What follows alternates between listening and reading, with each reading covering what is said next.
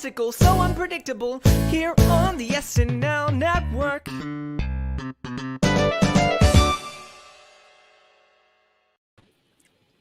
Yes, that is right. Hello, everybody, and welcome to the SNL Network's Hot Take Show here for Jonathan Majors and Taylor Swift's episode of Saturday Night Live. If you are joining us for the first time, welcome on in to our show as we break down all the hot takes, all the best sketches and best moments, and maybe ones we didn't love as much, but we're still going to talk through them. And that's what we do here on the SNL Network, here with three incredible panelists as well as people in the chat. So if you are in the chat and you want to give us your comments on the show tonight, we're going to bring them up on screen throughout the show as well. So let's get right to it. Introducing Andrew Dick from That Week in SNL. Andrew, how are you? I'm doing great. Glad to be back. This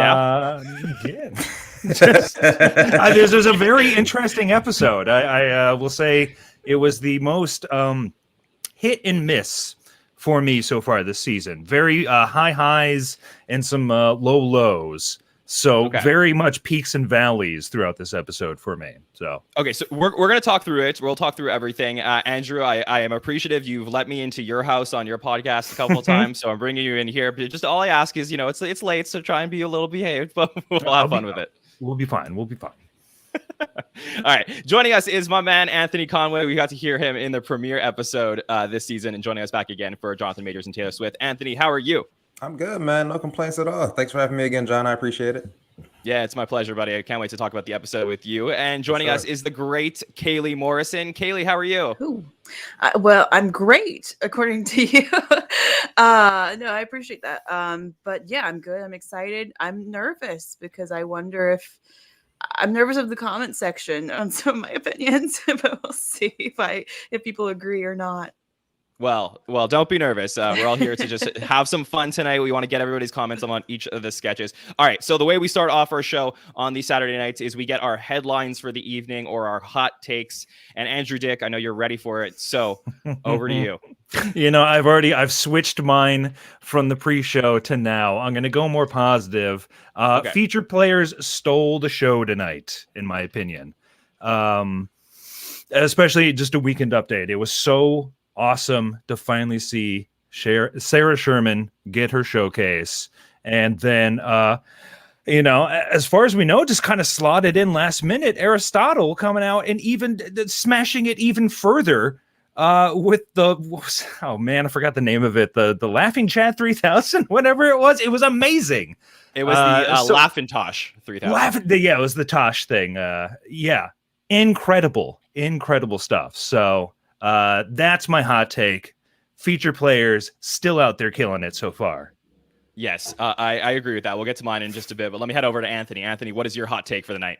I'm going with the same thing that Andrew said. Aristotle Atari absolutely killed it tonight. Love seeing Sarah Sherman do her thing as well.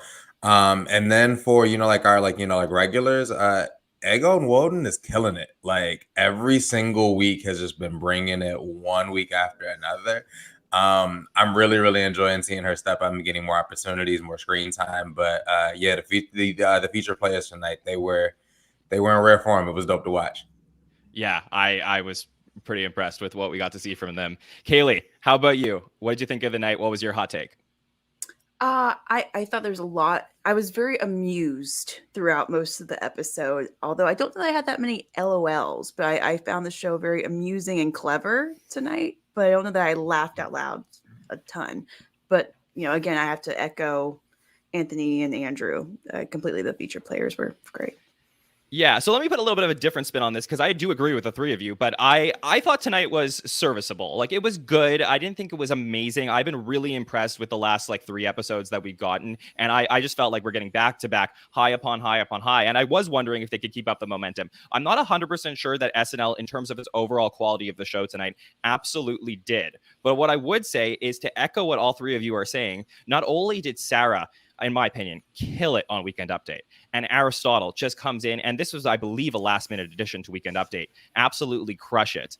But, we've been talking about Please Don't Destroy as part of these, new young talent coming into the show. And I loved what we got to see from Please Don't Destroy tonight. It was different. and maybe you prefer something else, and we'll talk about that particular piece. But that was the one thing tonight, at least earlier on in the show, that gave me this boost of high energy. So I really felt like between Taylor Swift in the PDD thing, her performance, and the new stuff, I really felt like there was a lot of good here. I just don't know if all the Jonathan Majors stuff did it for me, and I don't know why, and I want to talk through all those things with all of you.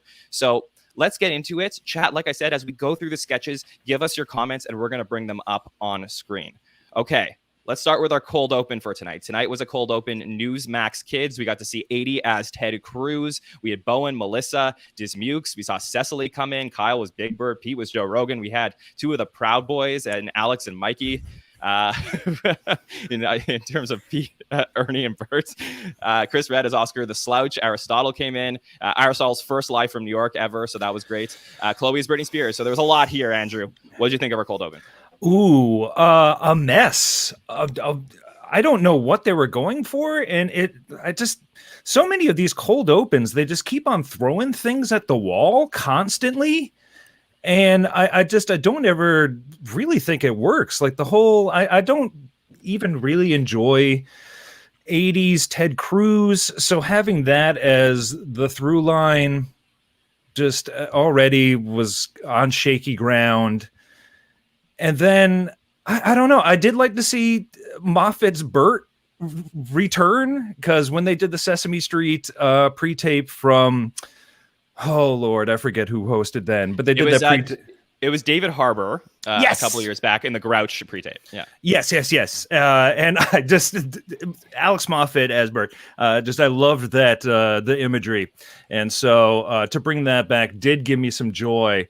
But it felt like just a lot of concepts thrown at the wall, and it's just I don't understand why the show continually like throws these together like last minute. Like there was nothing about this cold open that said to me we had to wait to the last minute to really grab all the stories of the week. Like, did we really need a Joe Rogan essing his own D joke in there? That's nobody's gonna know what the hell that is a year from now. Like it barely landed tonight, so it was not the greatest start for me, gotta admit.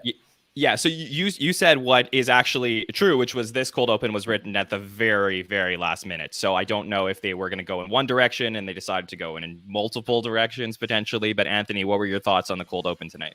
Similar to what Andrew said, and actually something that Kaley kind of alluded to earlier. It's like, it's clever. You smile a little bit throughout. 80 Brandt's Ted Cruz is always going to be like, like a fun moment, but it felt like there was just way too much going on. It didn't feel really rooted. It was, way too much. I didn't love Pete Davidson's Joe Rogan. Really felt like, didn't need to be there. Just kind of felt like, I was out of place.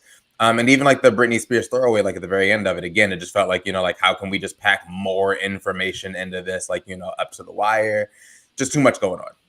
Yeah, I think so. And I think this was the first time all season we did not get James Austin Johnson in the cold open. So, and a lot of people felt like this was the weakest one. So there's an interesting pattern there. I don't know. Kaley, what were your thoughts on the cold open?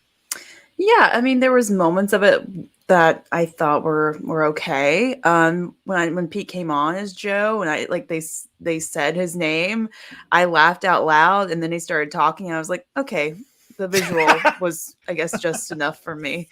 But yeah, it was, and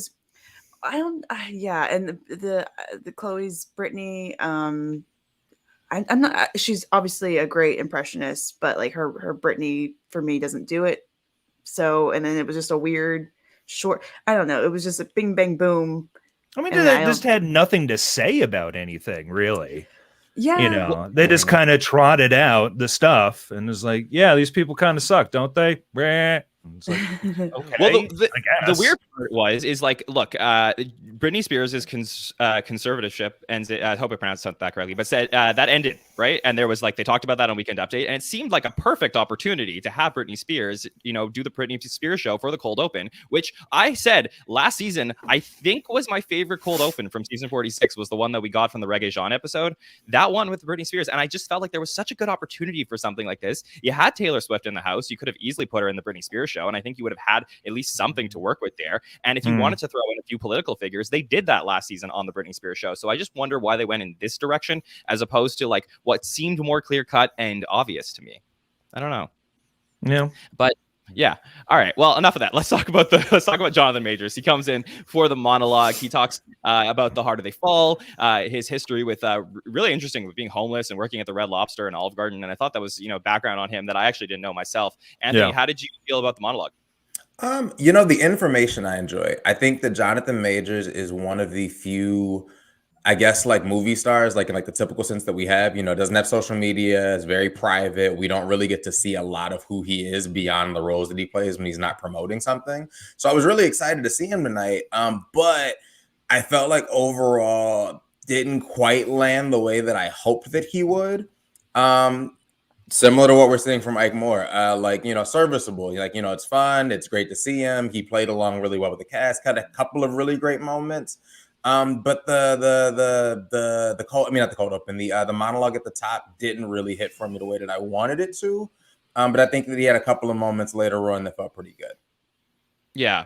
Yeah, I will say that I've been loving this trend of the solo monologues. Our friend Haskell, he wrote to me on Twitter, and he was saying even last week on the Hot Take Show that like the solo monologues are feeling really good because once we get the big monologue, eventually it'll feel that much sweeter. But Andrew, for you, who has always asked for the solo monologues, do you think it's like 6 times in a row is too much? Ooh, hard to say. My whole thing with the monologue is excuse me, to just sort of establish, who this person is, what their energy is, and get into the show. And I don't really need a big to-do with the monologues, to be honest. So, yeah, they are working for me. And, this did provide a bit of context for Jonathan that I didn't really know. As I've stated before on the show, like I don't really keep up with TV or movies and stuff, but Tim Giacalli, the co-host of my podcast, was telling me about Jonathan a couple weeks ago about just how like how unique, like he had 2 extremes of, he saw him in Lovecraft County, and really did not, and did not enjoy his performance, didn't really enjoy the show, to be honest. But then saw him in Loki, and I think kind of made a point of like, I think you'd really enjoy his performance in Loki. And so that's what really, I was like, all right, what is Jonathan going to bring? And he's a little bit more mushed mouth than I thought he would be. And that's fine. I love Colin Quinn. I'm fine with mushed mouth people. But he did seem a little bit shaky and not really just adept at sketch. And that's fine. Not many people are. And that does allow episodes where the cast can elevate it. So I think, as we said, serviceable as a host, not one that, any of us are going to rave about. But I think he did the job well. And I liked the monologue. It was just, in, out, couple things about Jonathan, get into the show. Yeah, the thing that he did in Loki, if you've watched Loki, and I've said this on the podcast all week, I think that was award-worthy in terms of like his acting in that particular show. So if you watch it and you get to that point, I just think he was absolutely incredible in that. And I was expecting a little bit more of that tonight. So I do agree with Andrew Dick here a little bit about that. In certain sketches, I think we could have got more of that. Kaley, what did you think of the monologue that we got to see from Jonathan Majors tonight? It didn't feel like there were enough jokes. I think the story was great, but like I don't know, I just feel like either like some punchlines were either missing or missed. I wasn't sure. I don't know, and so I'm just kind of like reading along with the comments as they're appearing, and for me, I got the impression that Jonathan was either maybe nervous, or obviously he's a very talented actor. So he's very capable of performing. As a fellow performer, like I wonder if maybe he was like under rehearsed, which probably isn't his fault. And I think like maybe that could have led to some of the awkward timing. But yeah, I don't know. I thought it was okay, but I wasn't LOLing throughout it. Yeah. Okay. Well, let's start with our sketches that we got to see tonight. And Kaley, let me go right back to you if you don't mind. Let's start with March of the Suitors, and we got to see Chloe Fineman and in her, a starring role. We talked about this season on the podcast a lot about how Chloe Fineman hasn't gotten a lot of screen time, and we got to see a lot of Chloe tonight. So, what did you think of the different suitors that came in for Chloe? Yeah, I thought I don't know. Well, there was so let's break it down who there was. There was Kyle You want me to do Mooney, it? who was the best friend. She doesn't like him that way. Yeah, she doesn't like him that way. Most of us has had that person. So relatable. The Andrew just mix thing and with like Cecily Strong. Cecily was really funny. Heidi's little, one-liner was funny. It was awkward transitioning to that character to the Jonathan Majors character because like they both had like sex jokes and like they were both like sex jokes, and then it went from like one sex joke to a less of a sex joke but still a sex joke. I don't know. But yeah, I think the ladies generally like really killed it in this sketch. And Punky at the end was like, I so know that person, and it was I love it, just killed it. Yeah, and Ego was really great too. Yeah, Andrew, you're nodding your head. What did you think of March of the Suitors?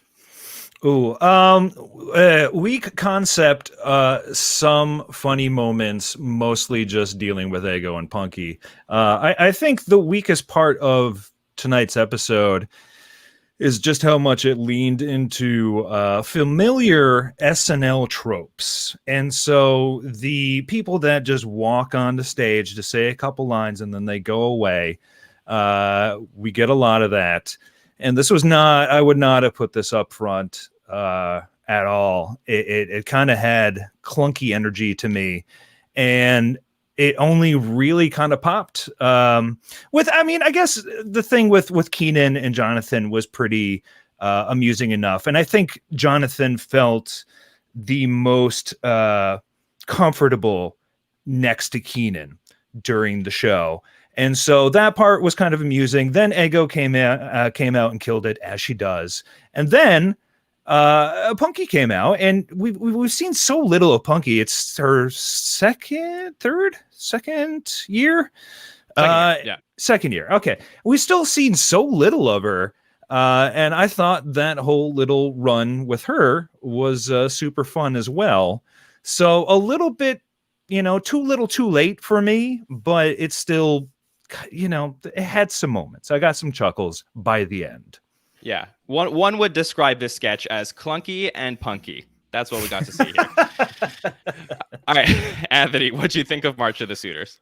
I thought, like Andrew said, it definitely had a couple of moments in it. I think that seeing Jonathan kind of like, get the opportunity to ham it up, it was the moment of, okay, like, the monologue, he's not feeling like, too comfortable. Like he's like, got to find his footing. But when he got like, in costume and everything, it's like, oh, he's here. He's ready to play. Really fun. Again, Ego has been crushing it. She was fantastic to watch. Punky was great in that moment. Similar to what you said, Andrew, I feel like we don't get a lot of moments to really see Punky shine. Not sure if anybody has gotten to check out Love Life, but I've really been enjoying watching her and Ego on that show. So it's really cool, like, getting the opportunity to like, see what she's like, capable of doing in her acting chops. Would love to see more of that on SNL. But yeah, the three of them, I felt like really like, added the bright spots to the sketch. But yeah, a lot going on, but good to see Jonathan start to find his footing there. Yeah, I agree. I didn't mind this one. I just really felt like I was probably like hoping for something a little bit more high energy to start the night. That's something that, you'll see in a pattern when you talk to me on these hot take shows, is I always look for like that big moment. And I didn't really get that from this. So I was waiting for that. And then Please Don't Destroy came up, and I'll start on this, and I'll just say that I thought, we open up and we get the classic Please Don't Destroy office. And I assumed that we were going to get something pretty similar to the ones that we've seen before. But, Pete walking in and changing the momentum and really turning this into a music video. I mean, stop me if you heard me say Lonely Island comparisons before, but I just think that we got to see this a little bit here. And then Taylor Swift coming on in later on in this Please Don't Destroy pre-tape, I really think cashed this whole thing in for me. I really enjoyed every minute of this, and it's one that I would say I absolutely have to rewatch, because I think that we've now developed the individual Please Don't Destroy people in terms of their personalities, both last week with John Higgins and now in this piece, in a way that you started to get with Sandberg and Akiva and Yorma. So I really think that I am enjoying what we're getting to see from them. Andrew, where are you on the Please Don't Destroy stuff? Well, this was going to be my original hot take. I have enjoyed the live sketches they have written. My hot take, I have not been enjoying the Please Don't Destroy pre-tapes. I have to be honest. And this, man, when I was not happy to see Pete come in and change this into a music video and make it into a Lonely Island-esque thing. And then the whole just like, they're virgins. It's like, okay, that's kind of a clunky joke. I do think it would have been better if I did like the twist where they tried to then make it into Dune. And so I felt like if they maybe explored that avenue a bit more, where they're trying to work with Pete and, change the music video in their favor more would work. But I'm so done with Pete raps. And I don't like the whole just trying to force Please Don't Destroy into a Lonely Island narrative anyway. So this honestly didn't really work for me. It's that so might be my interesting hottest take. That might be it is my hottest take in the night. It is very hot. I'm totally going to challenge you on it, because I get what you're saying as a pure conceit. And I know I understand, podcasting with you enough, Andrew, the way that you look at these things is different than me sometimes, where you're looking at what, like the breakdown of this sketch. But sometimes the moment is bigger than everything else. And I really felt like they had a moment here that really like represented for me, like kind of what SNL is all about. It's about these like big moments in history. And I think like this is a big moment in SNL and in this season. And I really enjoyed that. Anthony, where were you on Please Don't Destroy? I thought it was fine. I think similar to what Andrew said, I can do with a little bit less of Pete rapping. I think like they're leaning on that a little bit too hard. But it was fine. It was fun seeing Taylor pop up and having that moment. But again, it wasn't a highlight of the night. I like that they kind of tried to change things up. But it wasn't like one of the moments that if I had to like the top three or favorite things that happened tonight, it wasn't one of those. It was fine. It did what it needed to do, but yeah, it was okay. Okay, all right. Kaley, are you with me or are you with the other two? Not a good start. Yeah. Well, I will say I thought the best part of it was the Taylor part. But generally, I thought to me it felt very long. I think it could have been like half the length. And Pete felt like a prop. Like I did, I know it's obviously like not based in any kind of reality, but it's like, it feels like they don't really know this guy that well. And they just. Well, I guess we lost Kaley for a bit. She might be joining us, but if we're coming back and we'll get her thoughts on the rest of the Please Don't Destroy. That was too spicy of a take. John did it. He was like, I can't have 3 against 1 tonight. That's not happening. Yeah, I guess she disagreed with me too much. I was gonna say that you guys are putting me on a lonely island, but anyways, let me bring back in Kaley. Yes, exactly. All right, she's coming back in. Let me bring back in Kaley. Hey, Kaley, you with us? Yeah. Yes. Perfect. Sorry, we lost you for a second, so go ahead. Yeah. I was just saying, like, yeah, it felt, I don't know, like I think a lot of like the lyrics were funny, but generally it was just kind of like, oh yeah, funny moment dip kind of throughout.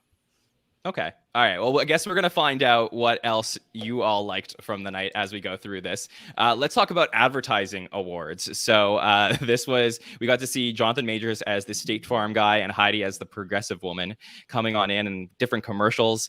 Anthony, let me start with you on this one. What did you think about the advertising awards?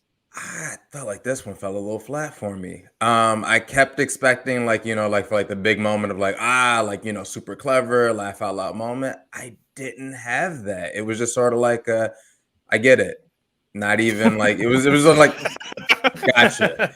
There was just never the moment of there's the payoff. I get it was fine. It was all right. Yeah, I'm more interested to see what they skipped in order to have that one on, but yeah, that one didn't do it for me. Yeah, for sure. Kaley, what did you think of advertising awards?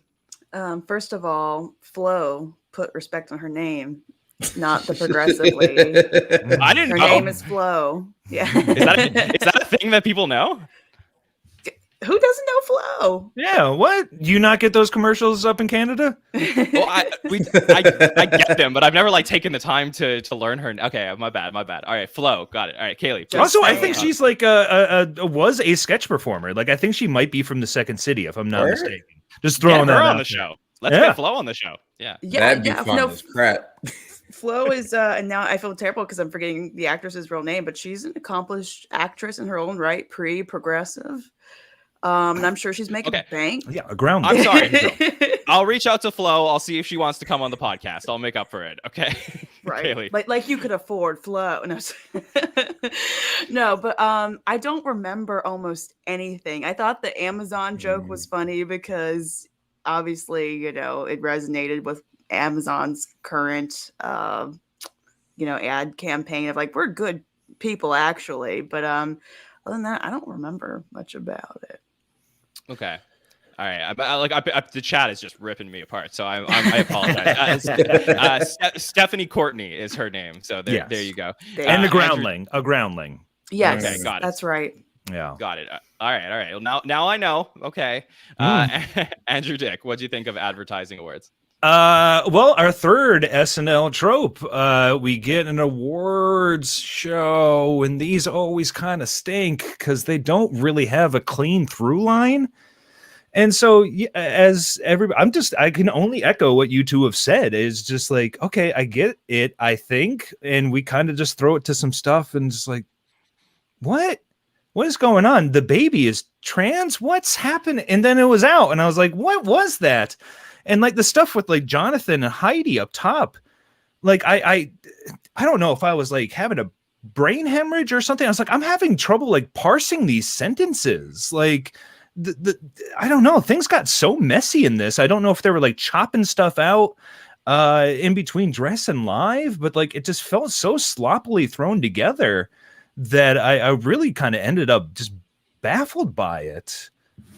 I would love to know, and chat, please help me out if you can think of one. I can't think of one award show sketch in the history of SNL that I've really loved. Like, I think there have been ones that have been okay in some impression-thons, but like, Andrew, can you think of any of them that have actually worked? I mean, I think the podcast award thing from like a couple years ago was like decent-ish, but like there's no like, you know, this bang slap classic award show sketch, and they've been doing them for the entire time, and they're never that great. Well, Mr. Chicken Legs, I don't know if was that an award show? Yeah. I don't know. It's a little bit of a different, because we also have like the pageant shows. So if we want to throw like the pageant shows in there, I would say those are pretty good. So we're getting a few. We get SB Awards from 1995. Sinead O'Connor. That's a joke. That is a joke. The SB Awards is a dog. Okay, got it. All right. So, well, there's a lot of weird award show sketches in the history of the show. So let's move on. Let's talk about kids' stories, otherwise known as strange kid tales. And I'll say, I didn't hate this one. I thought this one was okay. Like, I think that I preferred this one to the previous two live sketches we just talked about. Kaley, what did you think about this one, the kids, Strange Kid Tales? I thought it was funny because I just found it relatable, you know, having worked with kids. They say some weird stuff, so they're creepy. I think I wished for a little bit more build, you know, because like the kids didn't really get creepier. Yeah, the second story about the kid was a World War II pilot or something. My nephew, when he was little, a plane went over and he said, "A plane, that's how I died." So I was like, kids are weird. Kids are always scary. All right. Stay away from I gotta go. kids. Yeah. Yeah, but it was funny because it was, you know, there John, you are. what are you doing tonight? What is happening? Well, that's a real story you're telling, Kaley. That was really creepy. He got scared. Oh, I see. I'm missing the joke. Yeah, no, I thought it was funny. But yeah, I just maybe wished for some more like heightening throughout. Yeah, that's totally fair. Anthony, what were your thoughts on Strange Kid Tales? I thought it was okay. I mean, again, it's like, like we're leaning on like, the Keenan reacting to the ridiculous things that are happening around him. And like, it's fine. And like, like you said earlier, Jonathan seemed comfortable, like, like having like Keenan as like, the crutch, the cast member that he can like, perform Yeah. off of. But I thought it was just all right. I was interested in the fact that they got these kids that have these 1,000-yard stares that have nothing going on beyond their eyes. That's pretty wild for the casting. But outside of that, this one didn't really land for me. I thought it was fine. Yeah, I think this was Andrew. I think it's my favorite Jonathan Majors up until this point. Like, I really felt like he was bringing it more here than he was in the previous two live sketches. So it was like, okay, we're really getting something here. Yeah. And I think that maybe elevated the sketch for me a little bit. Yeah, you're not wrong. I think this was probably the most comfortable he was the entire night. And and this is kind of another tropey thing for SNL, just talk show. And as Kaley said, I mean, there wasn't really much escalation to the joke, but I think the energy, the chemistry between Keenan and Jonathan did help keep this one afloat. It wasn't really the writing, because it just it's your rule of threes, and we just always built to them getting scared, and it doesn't really go anywhere from that. But I did like the one stare down between Jonathan and like I think the second creepy kid. The cutaways to that worked. And now then we did cut to a Keenan reacts, and that felt a little cheap. But yeah, that moment right there, I was like, okay, maybe we're starting to click with Jonathan a little bit. So it was the definition of a fine SNL sketch. It was okay. Yeah, we're definitely like reaching for stuff a little bit, but I think that this definitely had more for me, like I said, than the previous two. Let's talk about Dog Park for Men. So, Andrew Dick, I don't know if it was just me, but there were a lot of relatable lines in this one. I don't know if relatable lines, but I did just the whole like Marvel thing really did get a hearty laugh from me. A pretty simple idea explored as well as it could be. Kyle as the shy dog also did get a hearty chuckle as well. And I think I don't know, like I was kind of mulling this over last week, where I was just thinking about how I personally feel the pre-tapes for the show have kind of really fallen off in my estimation. Like, nearly a decade ago, it would just be like, like, of course the pre-tapes are going to be the highest point of the night and the sketches will be there as well. And then I feel like somehow we've gotten back around to where the live sketches are usually the best and the pre-tapes aren't really doing much for me. But this one got over. I think the combination of the scary stories into this, I was like, okay, all right, we're building a little bit of energy. There was good energy transference between the two. That was like, okay, those were both pretty decent. Yeah. And what was interesting about this pre-tape is this was cut from last week with Kieran Culkin. So this, I guess, didn't have a host in it. So it was evergreen. And they could place it where they want. There's also a weird thing I've been noticing this season where they'll have sketches where there's just so many male extras. I don't know if that's just like, that's just a weird thing of just so many dudes. And then you get the featured players scattered in there too. And it's like, you might not even miss like, oh, there was Aristotle in there because there's like 50 other just random dudes from New York in there. And it's like, oh, okay. Yeah, I noticed that from the Melon pre-tape from a few weeks ago, that it was like a lot of these like male extras they keep bringing in for a lot of stuff this season. Definitely. Kaley, could you relate to this at all? Was there anything here that like you could grasp onto that you thought was funny?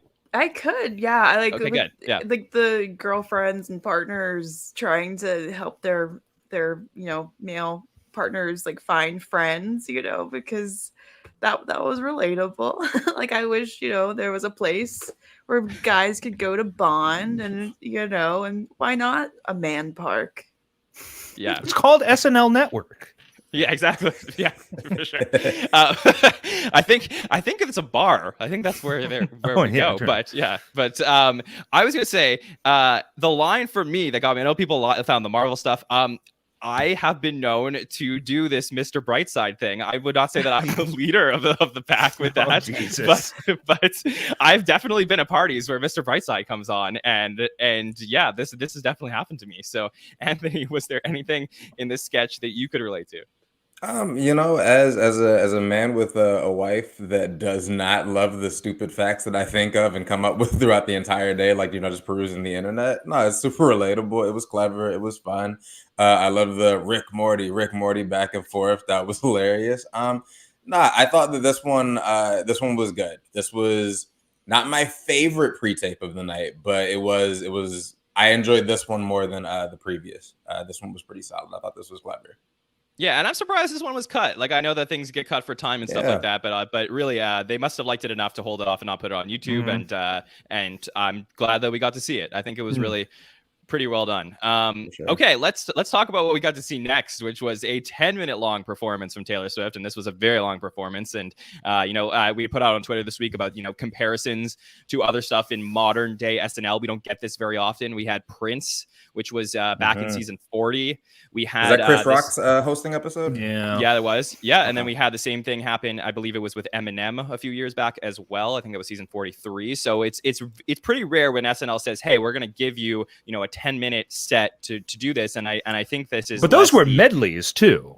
Right. Yeah, that's the difference. And I think that you have to have some pull at SNL to be able to say, like, hey, this is what I want to do. Like, I don't think any musical guest can just come on in and just do that.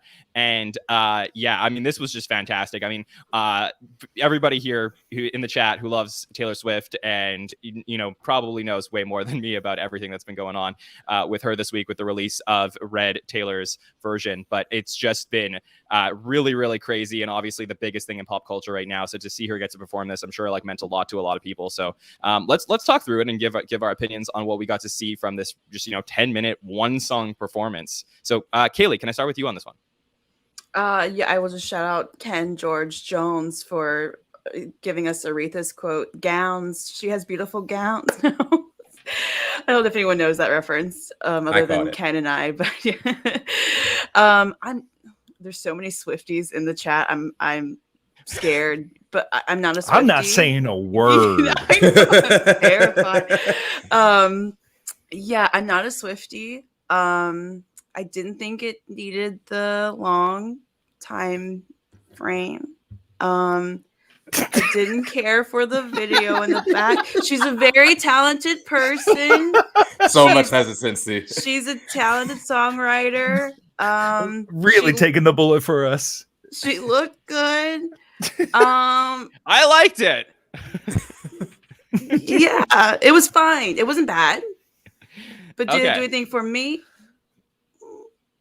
Yeah, I really don't get why it needed to be so long. Like I am, I'm a fan of jazz and prog rock. I can deal with 10-minute long songs, no doubt. But I don't feel like this song, like where it ended, also started where it began. And I don't really think it took as much on a journey musically. But that's the story. That's the whole thing.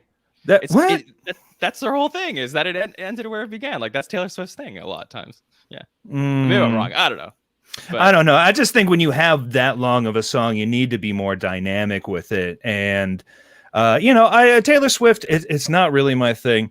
I don't really have the biggest problem with her, but it's just not my thing. But yeah, I was kind of baffled at just the length of this. Is like, I just don't think this really earns it. But if it was a 4-minute song, I wouldn't really have any hot take on it. I'm just like, okay, that was fine.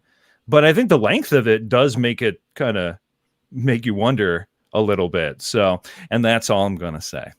Well, I will say, look, the short film that was playing in the background is like the number one thing that's trending on YouTube right now. I mean, it's definitely like the biggest thing in the world, the short film, that and the song in particular with the re-release of her album. So I think that, again, like, look, it depends what you look for in SNL. Some people look for different things in the show. And I think that, like, if you're looking for historic moments and, moments of the times, this is like the biggest thing that's happening in pop culture right now on November 13th, November 14th. So the fact that that she created this moment on the show. Whether you love that or you don't is your opinion, but I think that's what SNL has been doing and has been doing somewhat for a very long time. So Anthony, what were your thoughts on the performance? Like you said, when you give somebody the opportunity to perform for that long, it's normally like, somebody that's somewhat of an icon. Taylor Swift, in her own regards, while I'm not necessarily a fan, I can see why they did that, especially with this version of the song being the length that it was, being released yesterday, having the following that it does. I get why they did it. Again, I'm not the biggest Taylor Swift fan, so this is not for me. But as far as like SNL performances and like what they allot the time to, I understand why they did it. So yeah, I get it. I understand. Yeah, for sure. And I totally get that. I think this is one of those things that if you're a fan of Taylor Swift, this absolutely did it for you. You're like thrilled about this situation and that you got to see this. And this performance is going to be out there for years for people who are fans of Taylor Swift. If you're not a fan of Taylor Swift and you're just a fan of SNL, you do have to consider the fact that like, how did this affect the rest of the episode in terms of length on the back half of the show and things like that. But I think that, Taylor's been a part of the show. She's hosted before. She's been the musical guest. And this is certainly probably her most iconic performance on the show. And I think, she was a part of SNL 40. She was in the Californians, but I don't think she actually performed on SNL 40. So I think if we're going to, talk about Taylor's history with SNL, this was a big moment for her. Okay, let's talk about Weekend Update. And I know that, we're chomping at the bit to talk about that as well. So let's take them one at a time. So Sarah Sherman, we heard, was going to be on Weekend Update, and this was her debut. And this is one of the biggest storylines of the first quarter of the season was Sarah.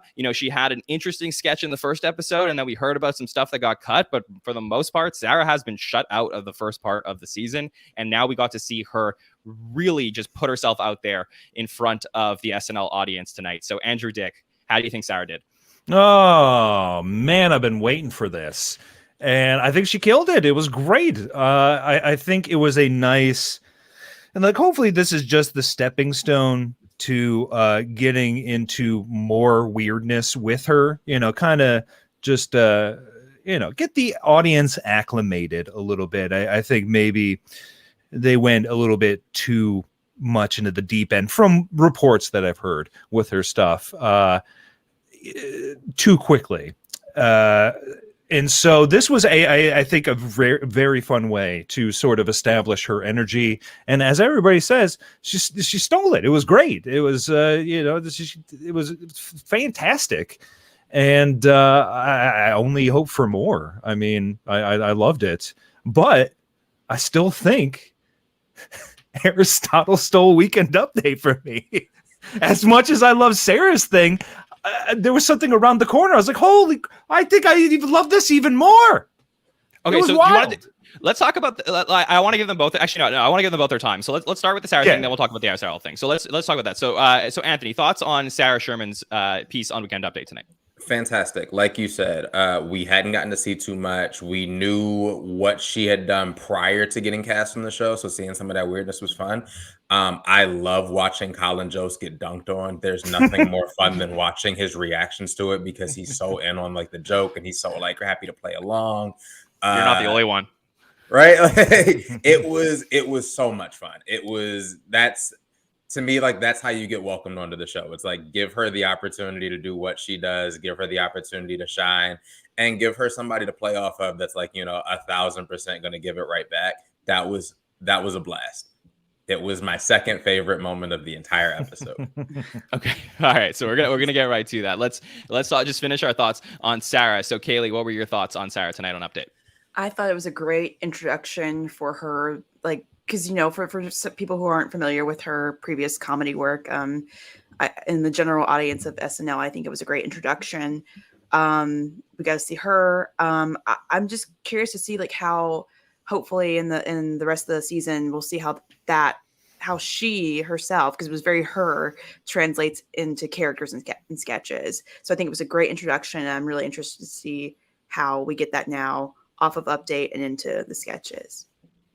Yeah, I think there's a couple things that for me, this definitely worked for me. I really enjoyed it, and I love, it's her first time on Update. I don't want to criticize too much about anything because I really think this was a very good job by her. I do think that the Sarah voice, which I know that some people really like, and people who have watched her YouTube videos know that she does this. I think that she was like coming in and out of it, where she was like speaking in her Sarah Squirm voice, and going back to like the Sarah Sherman voice. I almost want to say, and if you rewatch this, you'll see like there's parts where she's like really quirky with it, and then really not. And I think it's like early Melissa too, where she was putting Yeah. on an affectation that she eventually lost. Yeah. So I find that a little distracting. That's my only thing. I find it like I don't know that she needs it, because I think that she's really, really great and really funny and talented without the like crazy eccentric voice that she puts on sometimes. So that was my only thing. But I really enjoyed this. And I think it was Casey in the chat who, and if it wasn't, I apologize if somebody else, but it made a really astute point, which was like, we heard about something that was really extreme that she did that got cut earlier in the season. And maybe she just needed to like kind of dial it back a little bit, go out with something that wasn't too like out there and crazy. And this was just like a perfect thing for her to do. And then we can like slowly build our way back up to like the crazy Sarah that we all like would want to see one day. So I think it was the right call. Okay. I hope so. I really, as a longtime fan of the show, like knowing Amy Poehler from the UC, Upright Citizens Brigade before she joined SNL, like I was really disappointed with like how SNL kind of like really stifled what I enjoyed out of Amy, when I first discovered her. So I don't want to see that also happen to Sarah, where she now just has to play, to SNL standards and stuff. Like I do want to see her do that crazy stuff. So, I want to see this build. Yeah, for sure. Also, I just love the Che coming in there and being like, "She got you, man. You suck." That was so great. The genuine joy. That was great. And that was real. I mean, that was 100% real. So, okay, let's talk about Aristotle. So I know a lot of people's favorites. Anthony, can I start with you on this one? What do you think of Aristotle? Man, this was the moment that I was waiting for the show. It's like, I love good voice work. I'm a sucker for it. And the whole time watching, I'm just like, how is he doing this with his voice, keeping this up? He only broke once. And for that to be like, like the big, again, like his like, grand debut, like, on Weekend Update, knocked it out of the park. This is hilarious. I don't know how he's getting through this. The writing for it is impeccable.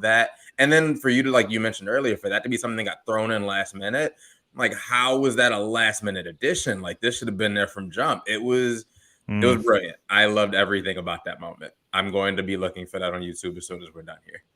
Yeah, it was really, really impressive to see what he was able to do. And again, this may have been something that he had been like cooking up for a while. And I was like, okay, you're on tonight. You're going to do your thing. And then the makeup department got in there and put it all together. So, Andrew, what do you think of this?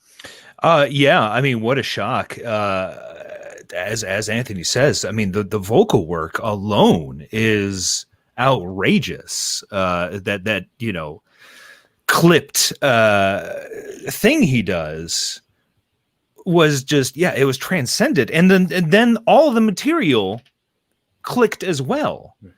And it was just so good. And the two showcases we've seen from Aristotle have really been shockingly good for me. Like I don't know. I had no clue who this man was when he joined the show. And I quietly, I think, becoming like, he is the one I'm oddly now have my eye on. I'd really want to see more of Aristotle's pieces, because I think I really jive with his sense of humor and what he's got going on and his performances. So yeah, I mean, there's nothing more to say than I thought this was pretty much perfect. I loved this. Wow. All right, that's high praise coming from you. Yes, yeah. The best of the night, absolute best of the night. Highlight, loved it. Okay, Kaley, were you as high on this? I was, yeah. I think the character work done here was just amazing and inspiring to me as a performer. Having seen him in this and Angelo a couple weeks back, it's really piqued my curiosity, similar to what Andrew was saying. But yeah, I think he was the one of the three new people that we knew the least about, like generally, and like that we knew the least to expect from him. Of course, he's very model-esque, and I've heard people refer to him literally as a pretty boy, which I don't think is fair. And I think he's proving those people wrong, that he's got the chops. And I'm really, after this, I'm like not only curious, but super excited to see his next, weird character.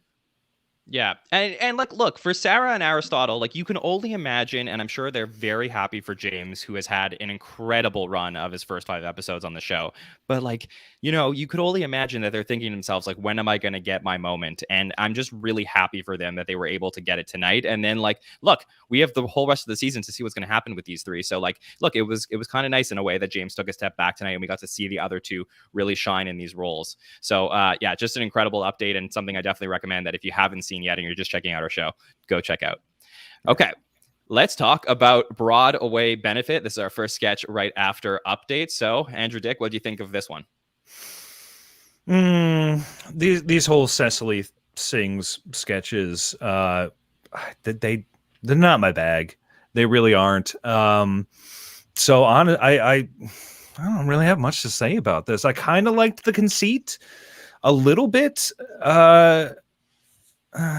Yeah, I really got nothing. We've gone to this well so many times. This is like trope number 6 for this episode. Cecily sings some Broadway stuff. No, I got nothing. Sorry. Yeah, no problem. I kind of agree with you. I think that there was some escalation that was missing from this, and I think that they were feeling that like maybe the drug stuff was escalating this to the point where it would get ridiculous. But I don't think it did, and then that's where I was missing something from this. Anthony, what were your thoughts on it? Similar, it felt a little flat. I can't call exactly why. I'm not necessarily against like Cecily singing, but I don't know. It's like, I love Bowen. That didn't really like, pull me in. When Jonathan came out, I didn't have that moment where I was like, oh, like, it's starting to land.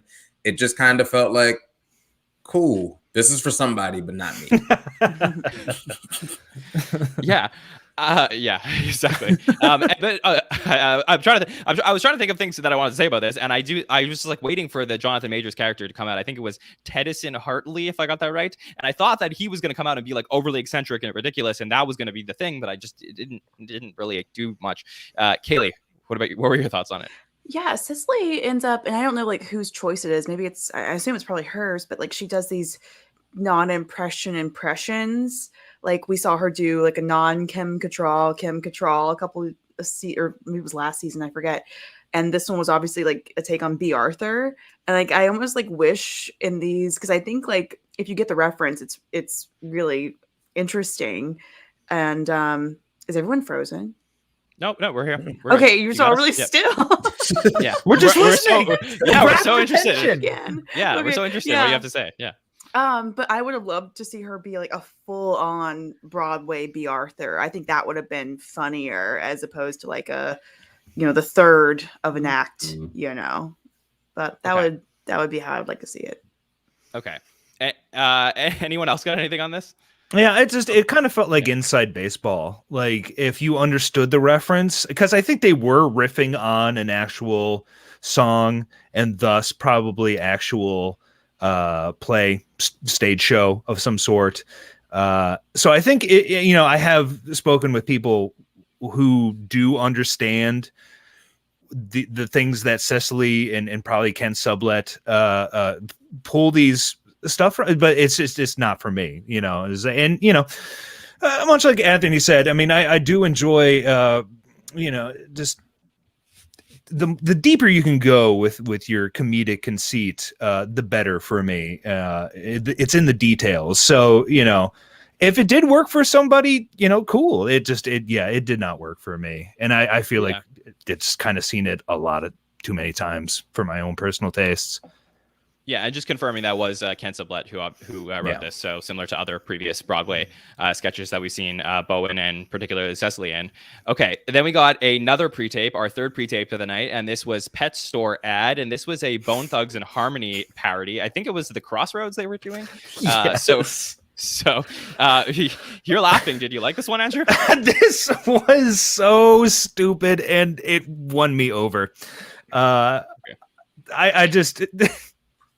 I couldn't believe it. I mean, the show's been pulling out a lot of weird throwback hip hop tracks and stuff. And so when I saw Bone Thugs and Harmony and then I saw Ego up there and then they started going into It's a Bone Store. And I don't know. It piled on so many dumb details that by the end I was won over. I was like, this was just so stupid and silly. And I already see like Ike Moore worst sketch in the night. I can totally see it not connecting with this at all. And it's just one of those ones that for me, it just hit me in the right mood. Any other day, this might have just not connected with me at all. But for some reason, it just, I don't know. It got me by the end. Anthony, did it get you?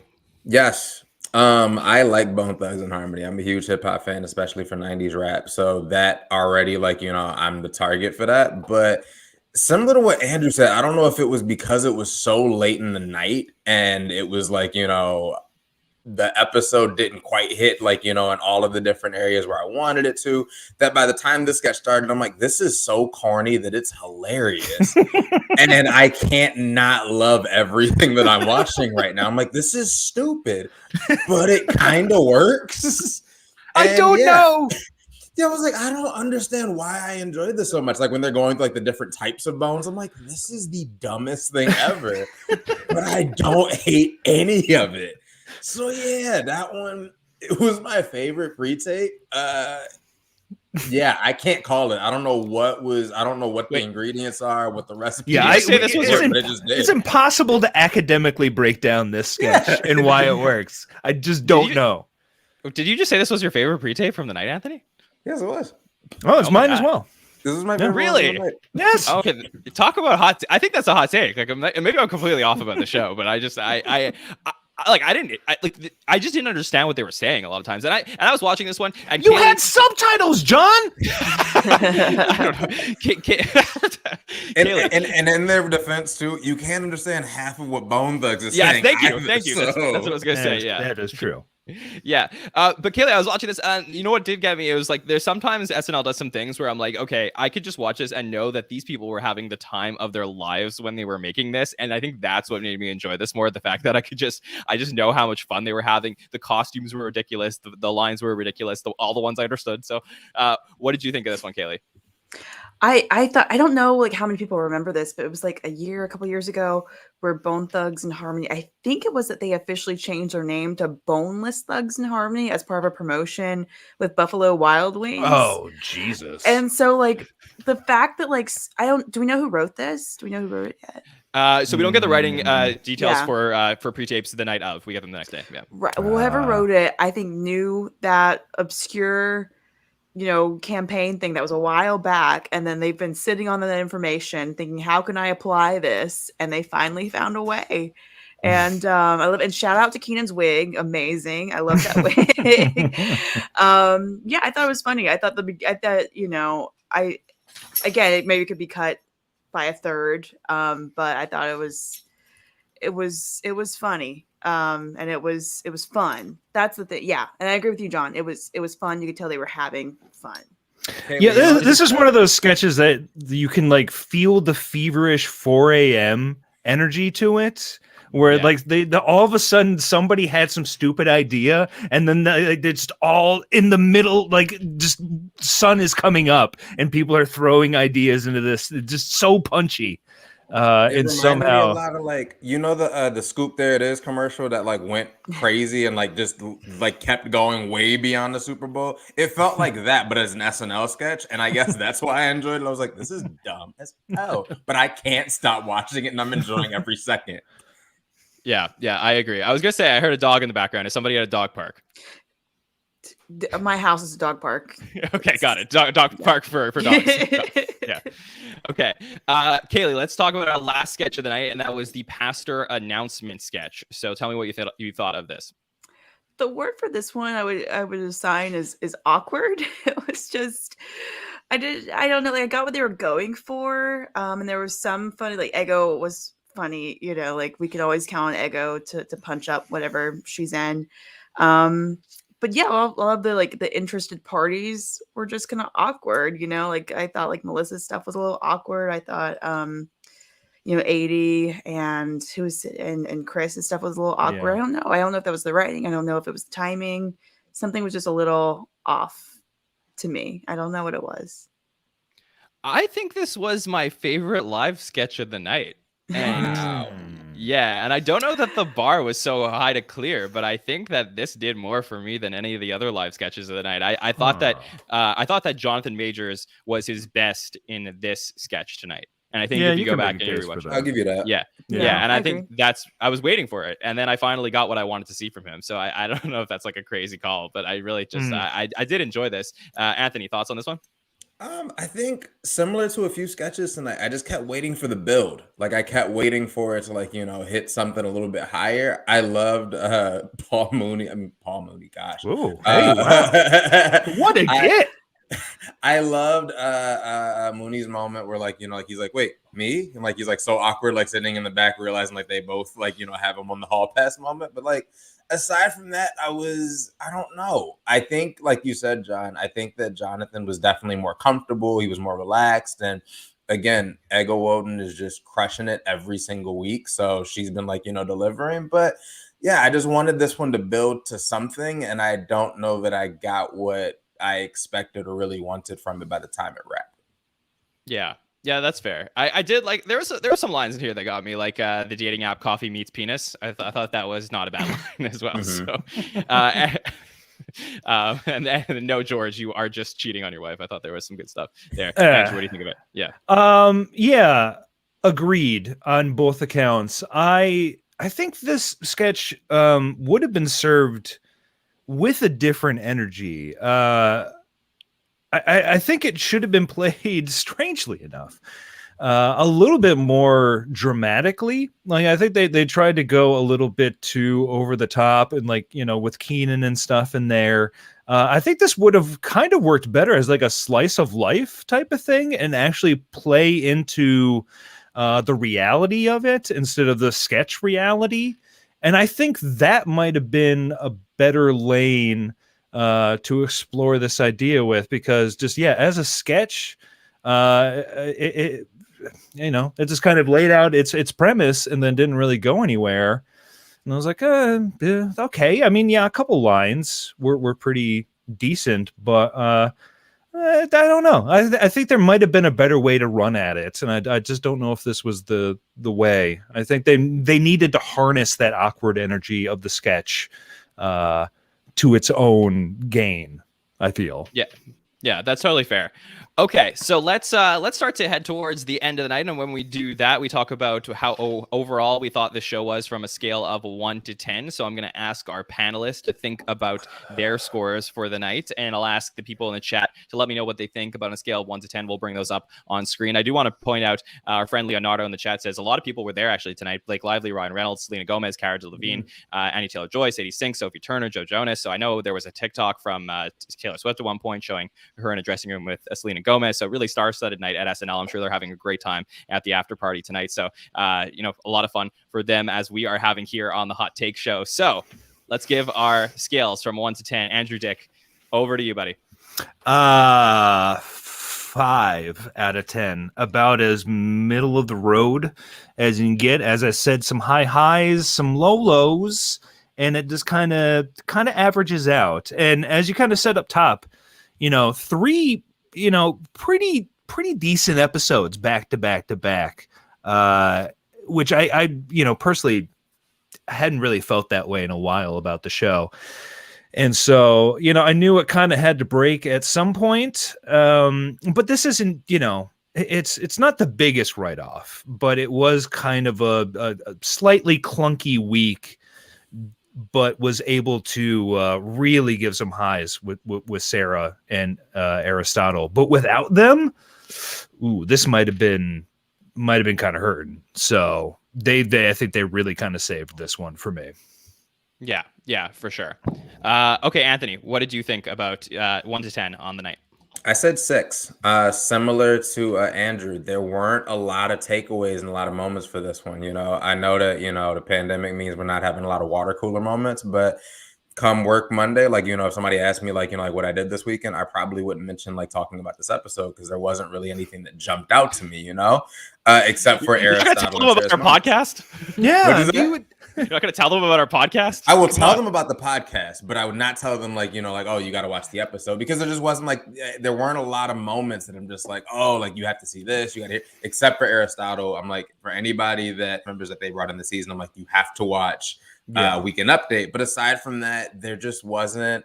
And I had high hopes for this one because, again, I love Jonathan Majors, but I think that this one just didn't do it for me. Not the way that I wanted it to. Yeah. When you're at the urinal at work, you got to tell people about what you're doing when you're watching SNL. You can't tell them about how you killed that man again. Yeah. All right, Kaley, what did you think of the show tonight? 1 to 10. I would also give it a 5, mostly because I don't remember most of it. If we didn't talk about it, I wouldn't remember most of it. I don't know. I had high hopes as well. Like, Jonathan Majors is extremely talented, and I don't know if it was a rehearsal issue. I don't know if it was like maybe some folks weren't as familiar with him and didn't know how to write for him. I don't know. But yeah, there were some good moments, but generally the lows felt very low or just meaningless. I don't know. Just I don't remember it. It's gone. Yeah. Yeah. Look, not every episode of the season is going to be like the most amazing episode. I do think that this had some parts that I really enjoyed.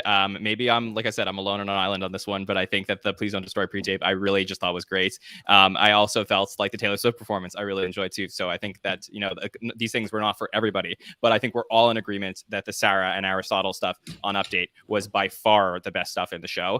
And they absolutely brought like new life into this episode in a way that all these new people are bringing new life into the season. So I'm loving this trend that we're getting to see. I would probably say 5 out of 10 for me as well. I think this is probably my weakest episode of the season, if I had to say so. But no slight to Jonathan and no slight to Taylor or really just it's hard to pinpoint exactly what went wrong here. I just think that there's been some really good episodes recently, and isn't that wonderful for us to get to say about SNL this season? So let's hope that we have a great episode next week as well.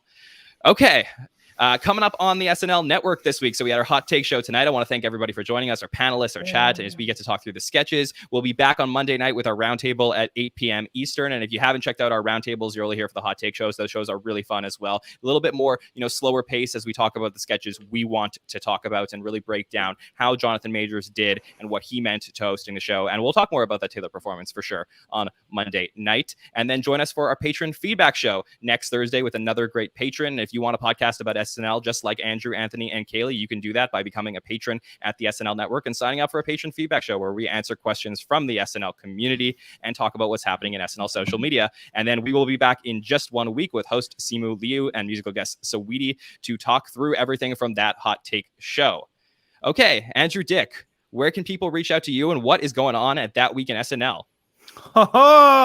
So That Week in SNL, that's our podcast. We talk about vintage episodes of Saturday Night Live. And guess what? We just had Jon Schneider on the podcast to talk about Brian Williams and Feist from November 2007. An era that's in John's wheelhouse. So he really came in and crushed it and us. I did, yeah. Yeah, he was, if you really, John likes to stay real PG here, but if you really want to see John go off or listen to John go off, he really gets freed up on our podcast, and it's really great. We've had 2 episodes with him, Luis Lasser and this recent Brian Williams episode. They're both one of my favorites. They're both great episodes. So, if you want to, you don't know the idea of vintage podcast SNL, does that sound interesting to you? I don't know. But if you like John, try it out. We just did an episode with him. So, that's us. That Week in SNL. Check us out. Yeah, thank you for having me. It's always fun to let loose a little bit on your show. So definitely check that one out if you haven't checked that out yet. Anthony Conway, where can people reach out to you? At Eric Conway on Instagram is probably the best way to reach out to me. That's where I can be found at. Cool. Yeah, and also, are you still producing for that talk show? Like, what are you up to now? Just tell listeners. Yeah. I actually am no longer with the talk show. I used to be with a talk show based Cool. out here in Chicago. I'm actually working for a company based out of LA now called Network, which is Cool. like e-commerce for millennials. It's super, super dope. But yeah, I'm talent booking over there in addition to freelancing and moonlighting with podcasting occasionally too. Yeah. It's really fun to have you part of the team this year, Anthony. So thanks for joining us again. Of And course, looking absolutely. forward to talking more SNL with you this season. Kaley, it's always great to hear from you. So thank you so much for joining us again on the Hot Take Show this season. Where can people reach out to you? You can find me on Instagram and Twitter at ZE Kaley Morrison. I'm trying to up my social media comedy game, so I'm trying to upload more content. And also Twindigenous, the podcast, is a podcast I co-host with my twin sister about the intersection of Indigenous culture and pop culture. So check out Twindigenous as well. Yeah, and Kaley is obviously a very excellent podcaster, so definitely please go check out her podcast as well. So thank you. My pleasure. Yeah. And if you would like to make sure to catch everything we're doing, please give us that subscribe button. Click that on YouTube and really on Apple Podcasts, Spotify. Don't be afraid to do both. It's always great to get more people checking out our show. You can follow us at the SNL Network on any platform: Facebook, Twitter, Instagram, TikTok, especially. That's something we're building up right now if you're a TikToker. And you can follow me at Jon Schneider 24. Reach out to me whenever. I love to hear your thoughts on the show. So tell me what you think, and we're going to continue to make these shows better throughout the season. All right. It's late, everybody. So I'm going to let you all go. We will see you Monday night for a roundtable. Have a good one. Bye.